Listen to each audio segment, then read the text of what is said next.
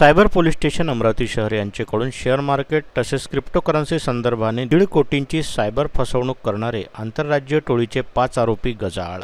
दिनांक 27 जून रोजी फिर्यादी यांनी रिपोर्ट दिली की वेगवेगळ्या व्हॉट्सअप मोबाईल क्रमांकावरून वेगवेगळे मेसेज करून शेअर मार्केट तसेच क्रिप्टोकरन्सीमध्ये गुंतवणूक करून जास्त प्रमाणात नफा देण्याचे आमिष देऊन फिर्यादीस व्हॉट्सअपवर लिंक पाठवून ती क्लिक करण्यास सांगून वियाका एक्सचेंज नावाचा ॲप डाउनलोड करण्यास सांगून त्यावर रक्कम गुंतवणूक केल्यास भरपूर नफा मिळेल असे सांगितले। फिर्यादीने वेगवेगळ्या बँक अकाउंटमधून वेगवेगळी RTGS-द्वारे 1,53,77,824 रुपये एवढी रक्कम ट्रान्सफर केल्यानं फिर्यादी यांची शेअर मार्केट तसेच क्रिप्टोकरन्सीमध्ये नफा करून देण्याच्या नावाखाली फसवणूक करण्यात आल्याबाबत कलम 419, 420, 465, 467, 471 भारतीय दंडविधान सहकलम 66 क 66 ड IT ॲक्ट अन्वये गुन्हा नोंदवण्यात आला।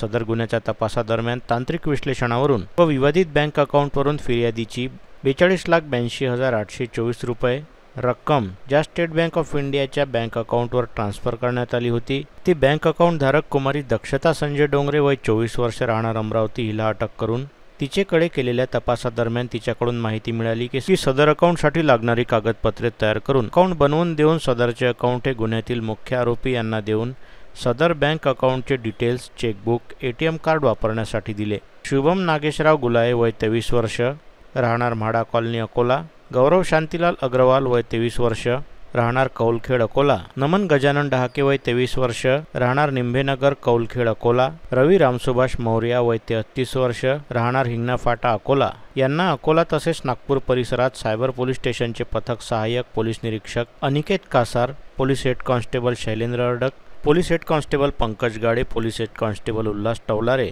पोलीस कॉन्स्टेबल प्रशांत मोहोळ यांनी 2 दिवसात सतत पाळत ठेवून शिताफीने अटक केली। आरोपी क्रमांक 1 ते 5 यांच्याकडे विविध बँकेचे अकाउंटचे 3 chequebook, 4 passbook, 20 ATM card, 17 SIM card, 1 SD card, 5 rubber stamp तसेच 6 मोबाईल हँडसेट मिळून आले असून त्यानुसार तपास सुरू असून 5ही आरोपींना दिनांक 5 जुलैपर्यंत पोलीस कोठडी देण्यात आलेली आहे। सदरची कामगिरी माननीय पोलीस आयुक्त नवीनचंद्र रेड्डी, पोलीस उपायुक्त कल्पना बारवकर, सहाय्यक पोलीस आयुक्त शिवाजी बचाटे यांचे मार्गदर्शनात पोलीस निरीक्षक कल्याणी हुमने, सहपोलीस निरीक्षक अनिकेत कासार, हवालदार शैलेंद्र अरडक, पंकज गाडे, उल्हास टवलारे, सुधीर चर्जन, अपर्णा बंड, प्रशांत मोहोळ, सचिन भोयर, पोलीस शिपाई अनिकेत वानखडे, सुषमा आठवले यांनी केली आहे। सायबर पोलीस स्टेशनमध्ये एक गुन्हा दाखल झाला होता ज्यामध्ये एका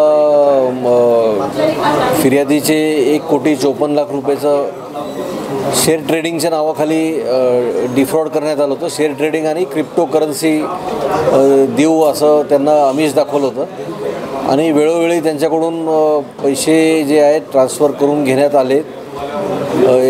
ह्या मॅटरमध्ये एकदा 24 लाख 42 लाख असे घेतले होते आणि नंतर त्याच्यामध्ये फायदा झालेला आहे आणि तो फायदा झालेला पैसा जर परत पाहिजे असेल तर आणखी 75 लाख टॅक्स भरावा लागेल असं त्यांना सांगण्यात आलं आणि त्या विक्टीमनी 75 लाख रुपयाचं लोन घेऊन हे टॅक्स भरलं होतं। त्यामुळे त्यांचं मोठ्या प्रमाणात फ्रॉड झाला होता 1,54,00,000 रुपयापर्यंत।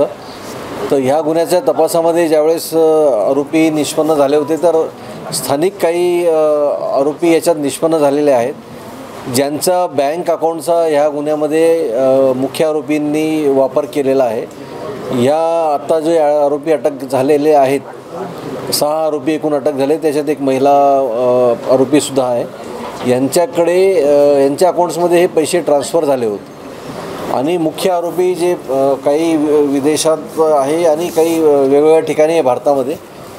तर ह्या आरोपींनी असे अनेक व्यक्तींकडून बँक अकाउंट्स ओपन केलेले आहेत यांच्या नावावर, करंट अकाउंट्स, आणि त्या अकाउंट्समध्ये ते विक्टीमचे पैसे ट्रान्सफर करून घेतात आणि नंतर वेगवेगळ्या शेकडो अशा अकाउंट्समध्ये ट्रान्सफर करून ते पैसे विड्रॉ करून घेतात। तर अशी फ्रॉड करण्याची ही यांची पद्धत आहे आणि सर्व नागरिकांनी अलर्ट राहायला पाहिजे की आपल्या कुठल्याही प्रकारचे असे ऑनलाईन ट्रेडिंग किंवा ऑनलाईन जे अनोळखी लोक आहेत, अनोळखी कंपनी आहेत, जे क्रिप्टोकरन्सी देण्याची तुम्हाला आमिष दाखवतात किंवा जे पैसे वाढून मिळतील अशी आमिष दाखवतात, यांच्यासोबत ट्रेडिंग करणे धोकेदायक आहे।